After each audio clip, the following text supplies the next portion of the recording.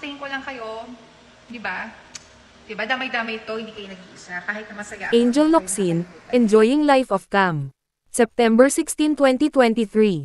Leo bukas. Nasaan na nga ba ngayon ang kapamilya actress at philanthropist na si Angel Locsin? Ano na nga ba ang pinagkakaabalahan niya sa buhay? Huling nakita ng publiko si Angel sa Instagram noong August 13, 2022. Since then ay hindi na ulit siya nagparamdam sa social media.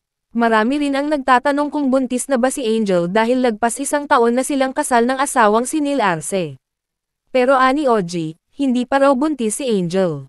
Sa isyu tungkol naman sa estado ng pagsasama ni na Angel at Neil, wala naman daw problema tungkol dito at hindi totoo ang mga naglalabasang chismis.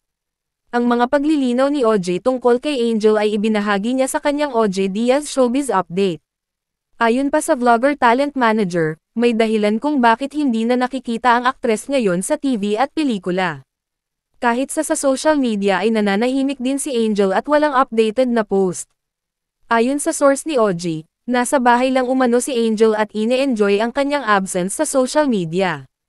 Ito raw ang tamang panahon for her para makapahinga simula nang magsimula siyang mag-artista maraming taon na ang nakakaraan.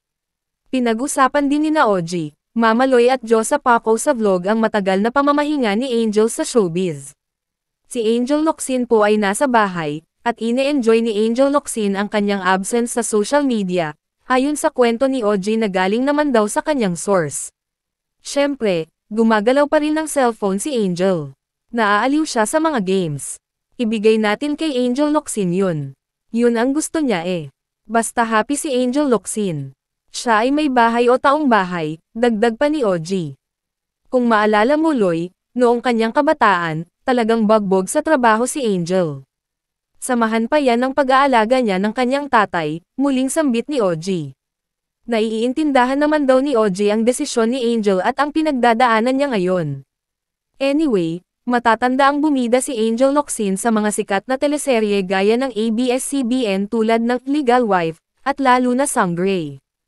Ika-7 ng Agosto taong 2021 nang i-announce ng aktres ang kanyang pagpapakasal sa film producer na si Neil Arce. Samantala, isa ring kilalang philanthropist si Angel. Isa siya sa kauna-unahang celebrity na agad na tumutulong sa mga kababayan na nakakaranas ng matinding kalamidad at matinding pagsubok sa buhay lalo na noong panahon ng pandemya.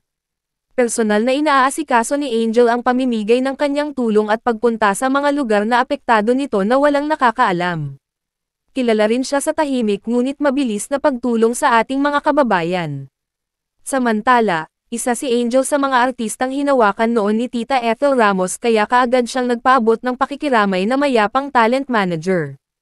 Ayon sa post sa verified Facebook account ni Angel, "Rest in peace, Manay Ethel." Maraming salamat Manay, Team Angel P.